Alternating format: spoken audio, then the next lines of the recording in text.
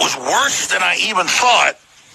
And then I saw UN briefings and just all of it. And the UN saying, oh, we can't do anything about it. You want to go down the rabbit hole, you go do it. Newsweek, January the 9th, 2009. Organ trafficking was long considered a myth, but now mounting evidence suggests it is real and a growing problem even in America. In America, at least 2,500 black people go missing every year. At least. Never to be found again, not killed enough, you just don't find them again. Why doesn't that number ever go down? How can you constantly have the same amount of people? Are you trying to say the same killers go out and murder the same amount of people every year? No. Somebody is taking black people off the street. There's been stories on this. Kidnapped by the government.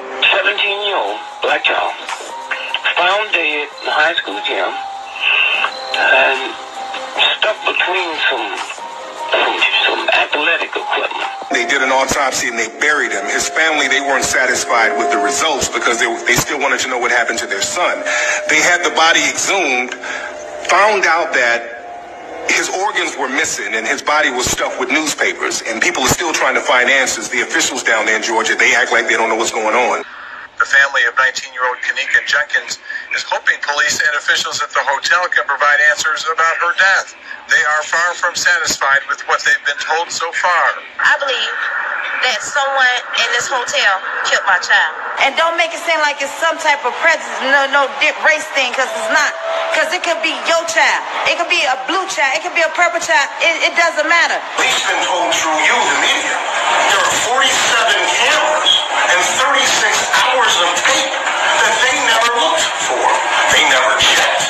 They never searched. They never did anything while a young 19-year-old disoriented girl is sitting in their freezer. I'll let y'all know. I promise y'all I'll tell y'all the truth. But it never set right. That's why I asked for help. And I love y'all and I thank y'all. Peace. There's videos of them killing people and taking their organs out while they're alive, showing them to them. And harvesting little kids. Body parts. They've been selling body parts. That's old. That's not new. That's why black people don't like to go to hospitals. They go to get their toes clipped, their fingernails clipped, and they wake up and their foot's gone. There's a case in the UK recently. A Somalian girl was brought over there for organ harvesting. They found out that they were going to harvest her organs, and they stopped that. There was another case in Asian couples. They went over to Africa. They adopted a black girl. 2 weeks later, she was dead. So these cases of organ harvesting are just going on all over the world, and people are being real quiet about it. Mr. Secretary, I watched President Bush deliver a moving speech at the United Nations in September 2003, in which he mentioned the crisis of the sex trade. The president called for the punishment of those involved in this horrible business. But at the very moment of that speech, DynCorp was exposed for having been involved in the buying and selling of young women and children. While all of this was going on, DynCorp kept the Pentagon contract to administer the smallpox and anthrax vaccines and is now working on a plague vaccine through the Joint Vaccine Acquisition Program. Mr. Secretary, is it policy of the U.S. government to reward companies that traffic in women and little girls? Absolutely not. The policy of the United States government is clear, unambiguous, and opposed to the activities that you described. The second question. Well, how do you explain the fact that DynCorp and its successor companies have received and continue to receive government contracts? I would have to go and find the facts, but there are laws and rules and regulations with respect to government contracts, and there are times that corporations do things they should not do, in which case they tend to be suspended for some period. This company was never in the penalty box. They had a report on CNN with Jean Bellerive, and he said specifically that there was organ harvesting and child kidnapping going on. And we have already reports of a lot of trafficking, even of organ trafficking. Of organ trafficking? Yeah. Now, already. Of the victims of the earthquake? Yeah. So, do you know that for sure? Yeah, I know that for sure, and it was discussed in Montreal during the conference. Who has the contracts? There would be a multitude of individuals. Could you name some, please? Well, I think off the top of my head, well, I would rather not. I'd rather provide that for the record. That's not privileged information, is it? I'm sure it's not. Well, I'm worth $50 million and I need a kidney.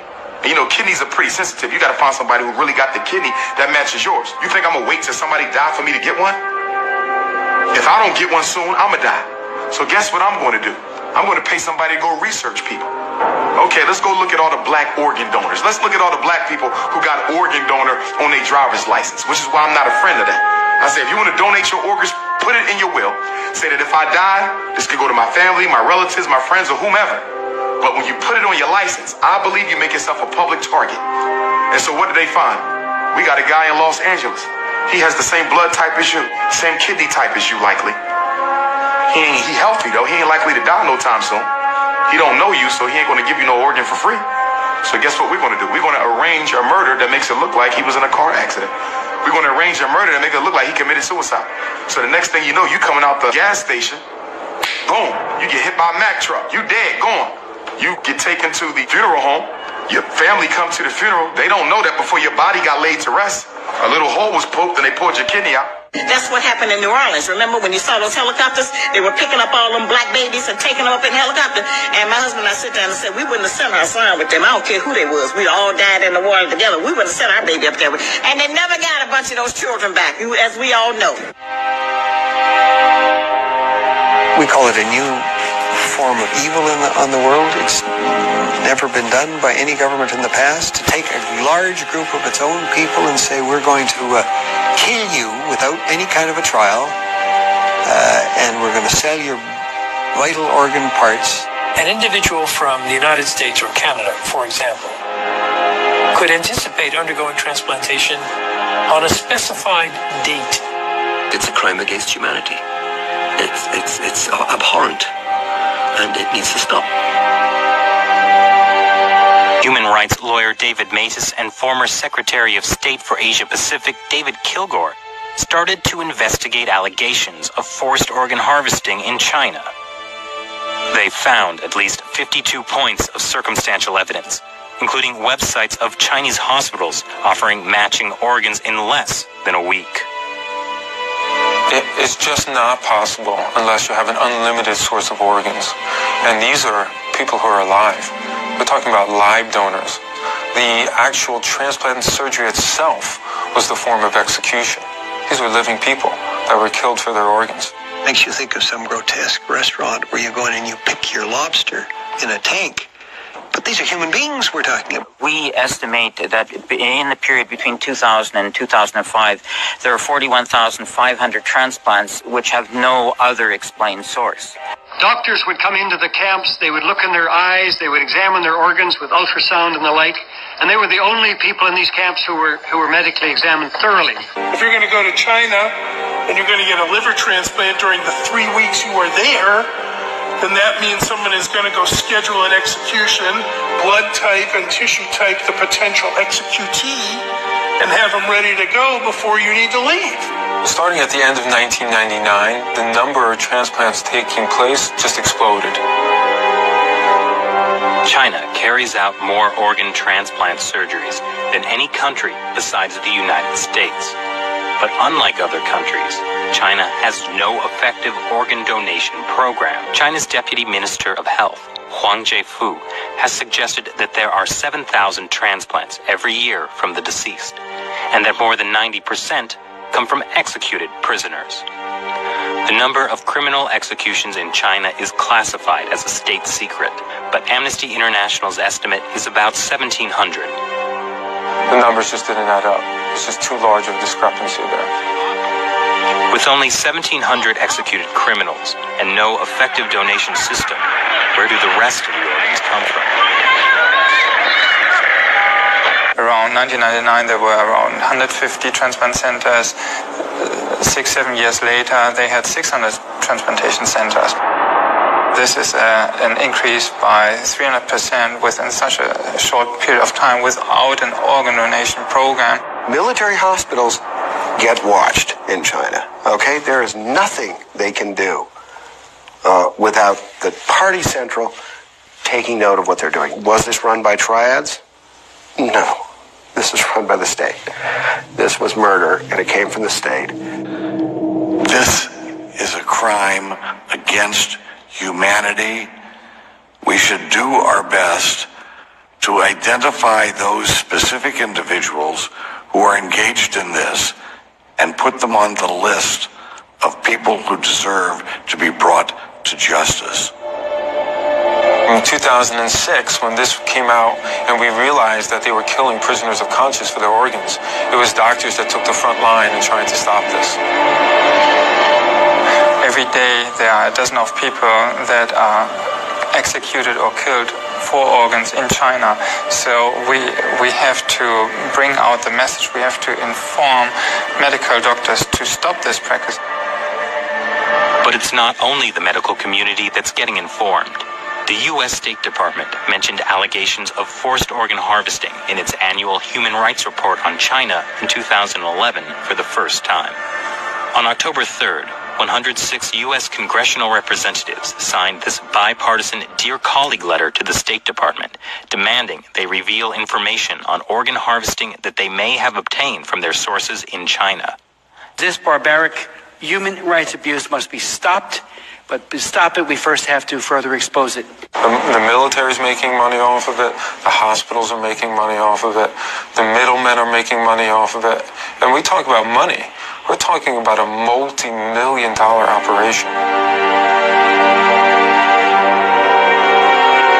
We had witnesses of disappearances, people who'd been examined and then had disappeared, busloads, entire prison wards which had been emptied out. The signs began to look like something much, much bigger. Organs are the only commodity that people must have to live that you cannot buy in a store. Let's agree we're not going to sell body parts of babies. And let's agree we're not going to keep them alive to take their organs. And let's agree we're going to tell China to stop killing Christians and Buddhists and holding them in cells for years and genetically typing them, preparing them. We've reached a point in our society where there effectively is an Amazon.com for human parts. Entire babies. Representative Diane Black, Republican Tennessee, asked the witness at the special hearing on bioethics in fetal tissue on Wednesday. Dr. Jared Kevin Donovan, a pediatrician and bioethicist at Georgetown University, responded that the practice of using tissue from aborted babies, the government termed research, shocks my conscience, and it should shock the conscience of the nation. See, they played a game where they go, fetal tissue, fetal tissue. Bush won't let us have fetal tissue. But then if you label it differently, you can use whatever you want. See, it's all games, and that's being shattered now. I think you're absolutely right. You know, we have commodified what have been referred to as the products of conception.